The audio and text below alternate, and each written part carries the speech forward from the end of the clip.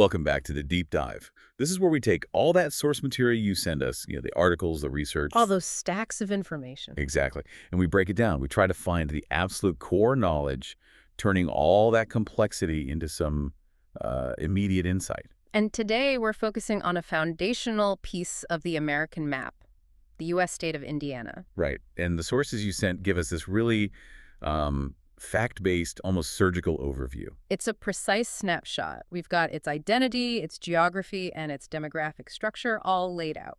So our mission today is to synthesize what these core numbers and names are really telling us, what makes Indiana uniquely Indiana. I think that's the key question. And these sources are great for that because they're not getting lost in, say, long historical narratives. They just give us clean, measurable data. Population rankings, size, percentages. Exactly. It's like the blueprint for the state's physical reality. And, before we even touch the numbers, the identity markers just leap off the page. There's a really interesting tension right there in the name. There is. First, the name itself, Indiana.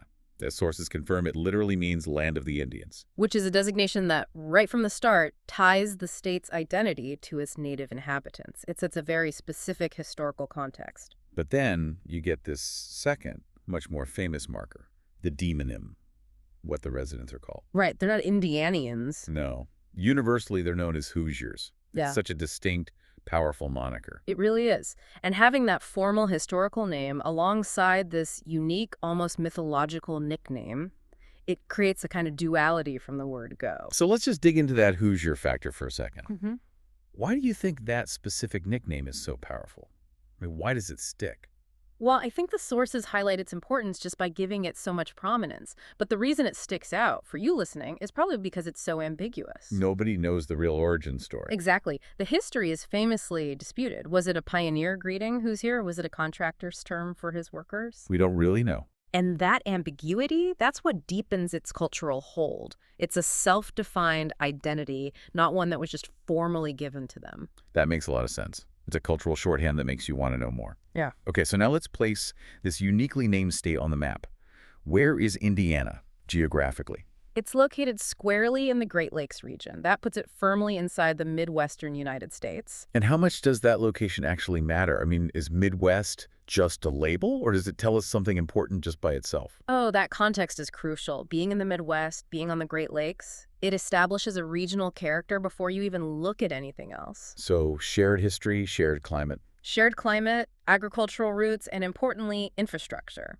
This was the historical industrial backbone of the country, the Rust Belt. And having that Great Lakes access, that's a massive transportation corridor. Right, so it's not an island. It's woven into the heartland. Deeply interwoven. Okay, so I've got the location and this distinct Hoosier identity. Yeah. Let's pivot now to the pure scale of the state. Time to move from names to numbers. Yeah, because we tend to think of states as just big or small.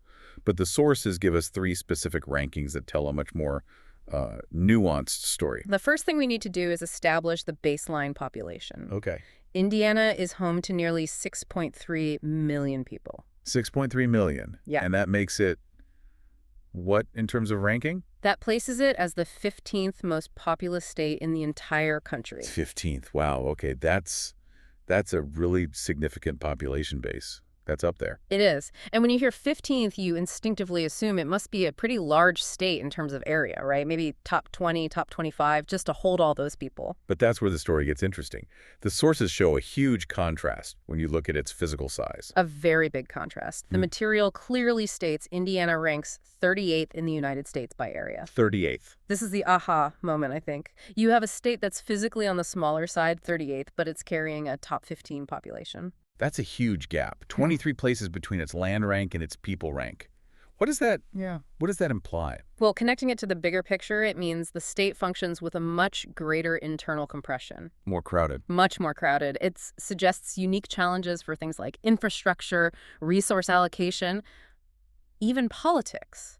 The population pressure is just higher. And this imbalance, this puzzle, it leads directly to the third key number, which is population density. Precisely. Being 15th in people and 38th in size pushes its density ranking way up. To where? The combination places Indiana 17th in population density. 17th. So for you listening, that's the key takeaway here. Indiana is leveraging its limited space much more than you'd think from its size. It's a relatively packed environment. But that raises the next logical question. Is that density spread out evenly? Or is it all clustered somewhere? Right, because if it's uniform, that means the whole state is fairly developed. But if it's clustered, it means you have these super dense metro cores and then a lot of open space. The sources actually give us a very clear answer on this. And this is where it gets really interesting. Where are those 6.3 million Hoosiers actually living? It turns out they are not spread out at all. Not even close. The concentration is intense and very localized. Almost half of Indiana's entire population, Yeah. specifically 49.48%, lives in just 4 metropolitan areas. That's incredible. So over 3 million people are packed into just 4 small pockets of the state. It basically tells a story of 2 Indianas, the dense metro hubs and then everything else. And we have the list of those 4 areas. We do. First, Indianapolis, that's the state capital, the undeniable central hub. Makes sense. Second is Gary Hammond, which the source specifically points out is suburban Chicago. That's important. Very important. We'll come back to that. Third is Fort Wayne, another major center. And fourth is Evansville, down in the southwest corner. So almost 50% of the population lives in just those 4 places. That has to mean that those hubs are driving almost everything. The economy, the culture. They're the population magnets, so yes. But it also tells you about the experience of the other 50%. They live in a much more sprawling, less dense world. So that 17th density ranking we talked about is actually a bit misleading. Very misleading. It's not a blanket of density. It's a few extremely dense islands in a sea of much lower density land. You mentioned that the source specifically labeled Gary Hammond as suburban Chicago. That seems like a huge detail. It's an immense insight into economic gravity. What do you mean by that? It means a huge chunk of Indiana's population, its tax base, its daily commuters. Their lives aren't dictated by Indianapolis. They're dictated by the pull of a massive city in a neighboring state. So Chicago's gravity is pulling a corner of Indiana into its orbit. Absolutely. The state of Illinois, and Chicago specifically, has this tremendous influence over northern Indiana.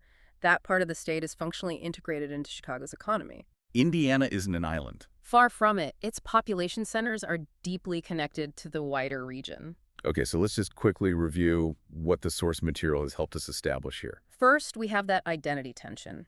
You've got the historical name, Land of the Indians, right alongside the modern, culturally sticky identity of being Hoosiers. Then we clarified the scale, which was surprising. It's 15th in population, but way down at 38th in area. Which results in a high 17th ranking for population density. It's a compressed state.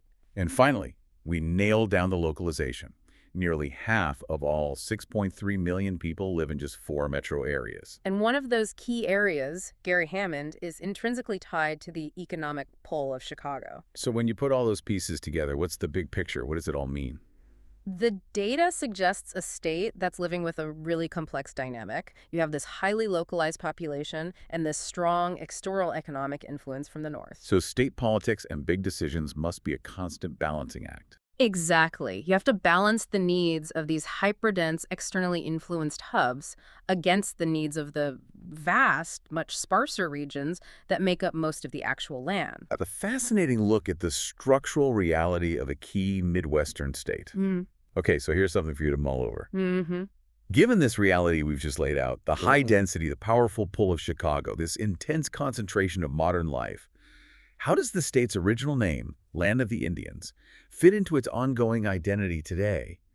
Does the reality of half the population living in 4 metro clusters honor that name, or does it stand in sharp contrast to it? That's a great question to think about. That tension between history and modernity, density and sprawl. That's our deep dive for today. Until next time. Stay curious.